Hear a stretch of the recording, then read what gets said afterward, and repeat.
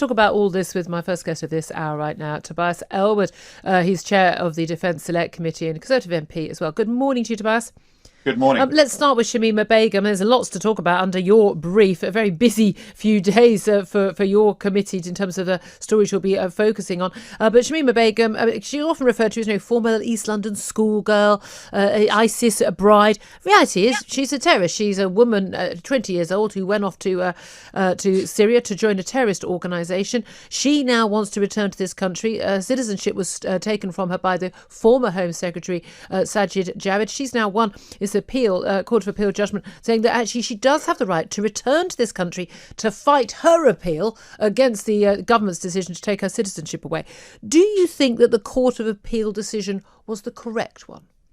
Well, I'm going to be in a minority, I fear, because I think our policy here is short-sighted, it's siloed, and it fails to appreciate the longer-term security risks that this decision will cause. It's also out of character. The UK aspires to be a leader and an exemplar on the international stage, but this shows that we don't understand the bigger picture and the consequences of hoping that radicalised individuals that are left, as you say, to languish in prison camps afar, one day actually attack us. Let's not forget where this person is. Wait a minute. So are you saying that the decision to strip her from her citizenship and not to bring her back here, that itself was the wrong decision?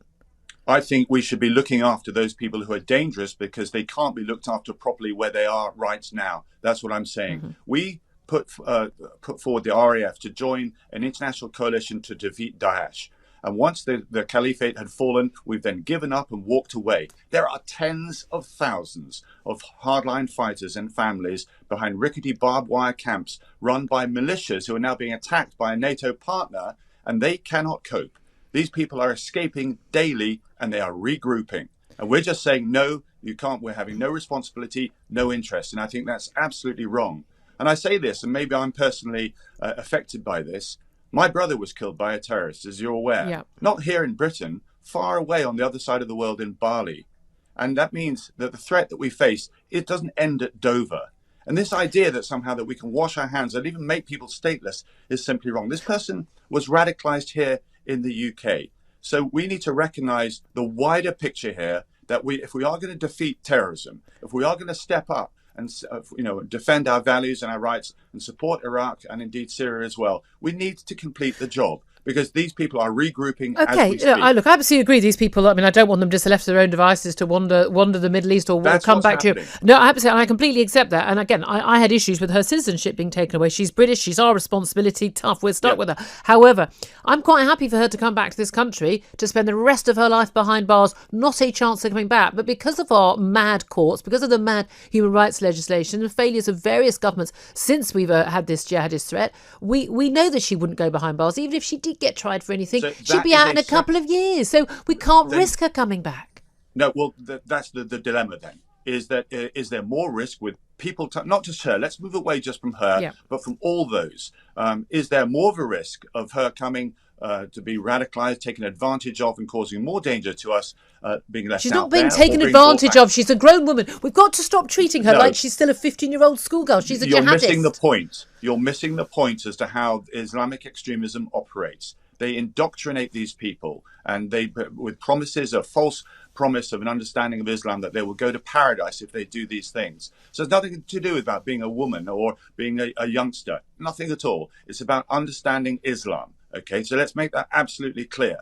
What we are saying, and I quite rightly agree with you, is if our laws in the UK are not good enough, if our processes aren't strong enough, and don't forget that we just had a legislation go through to make sure these people stay in prison longer. That is a separate matter from the wider challenge of defeating extremism, which we're not doing a good job on. Okay, well, it also doesn't appear to be doing a good job in tackling the cyber attacks we keep getting from Russia. The government, National Cyber Security Centre revealed they believe the Kremlin is behind an ongoing attack hacking our research into a vaccine. It happened here in the UK, in the United States and in Canada. This comes, of course, on top of a report from the government into the Russian attempts to cyber influence the 2019 election, with that document released to Jeremy Corbyn was able to get hold of about UK-US trade talks, ahead of also the Intelligence and Security Committee next week releasing their Russia report into possible Russian involvement in our 2017 election. The Russian hacking stories just keep on coming. But how concerned are you that we are not doing enough to protect ourselves from the hacking, and what more can we do? Well, two quick observations here. First of all, this is a vivid illustration of the changing character of conflict, away from traditional battle lines that we can think of towards directly targeting society, specifically our ever greater dependence on the digital world.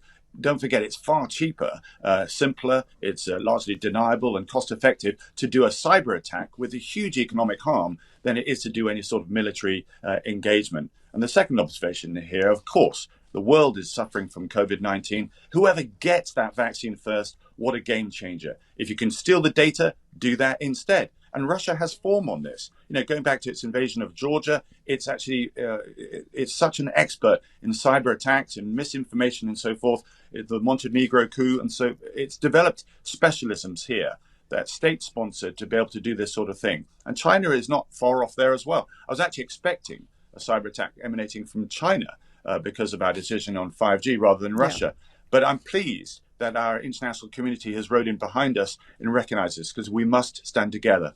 Okay, well, we shall wait and see whether there is actually any fallout from this. Of course, the concern is not so much them being able to access it to steal it, but to access it to sabotage, which would be a rather bigger issue. Thank you very much indeed for joining us, Tobias Ellwood, Conservative MP, Chair of the Defence Select Committee.